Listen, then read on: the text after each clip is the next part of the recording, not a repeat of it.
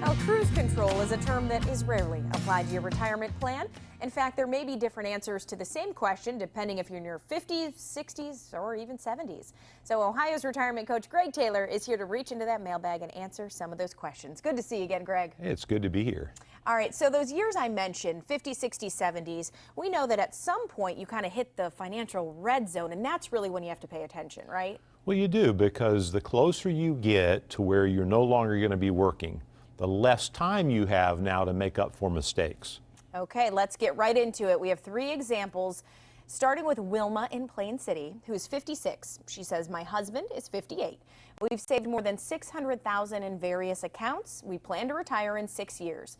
So what they're doing is considering purchasing an annuity to generate a lifetime stream of income. She wonders if it's too soon, and then adds that, by the way, they're going to need about $20,000 in additional income when they retire. No, what I would say, it's great timing, because now you can start to look forward and say, okay, what do we need to set aside right now to have a predictable income as long as we can live? And we can actually, in our practice, we just do the math. We have people come in, we sit down with them, we understand exactly what their goals are, and then just say, let's work backwards. Let's take the amount of money you need today to generate $20,000 in 6 years. And it's really simple.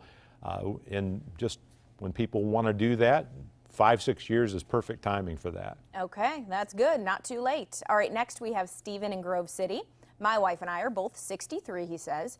We plan to work 3 to 4 more years. We are maxing out our contributions into our 401k, but they don't have employer match, which we always know is free money and Right, great, right? yes.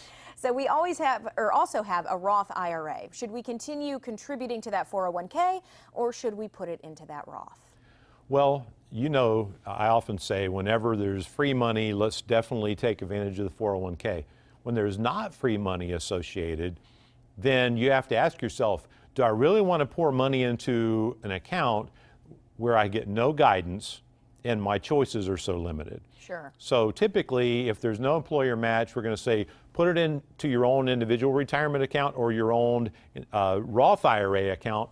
Now, I love the Roth. Now, you don't get a deduction when you put it in today, but it's going to grow on a tax-free basis. And as long as you're past 59 and a half when you take it out and you've had it in there for at least 5 years, then everything you withdraw later is going to be tax-free. And I think that's going to be big down the road.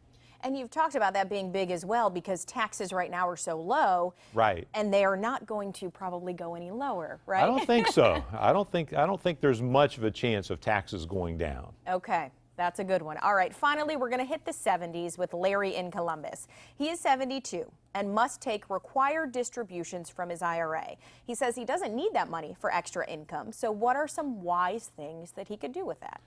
Well, Larry, you could simply put it in a nice investment to grow and build for you for later needs.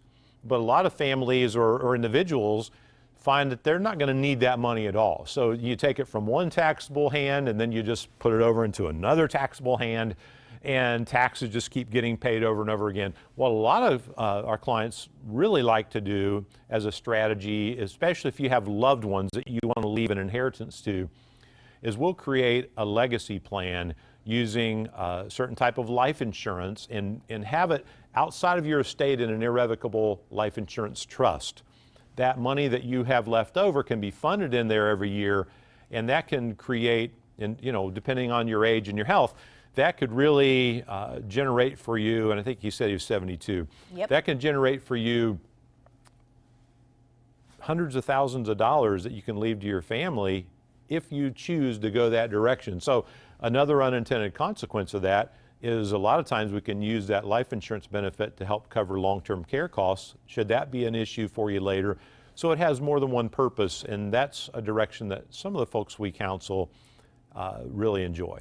It's good that you can do things even when you're 72. It's not too late to make decisions and make changes, and that's what you're saying, right? That's correct. As long as your health is able to allow you to do some of those things, then you have all the choices. All right, Greg, thank you as always. Up next, we will get political with Legacy Retirement Group as they explain what tomorrow's primary has to do with your retirement. Some vital info coming your way.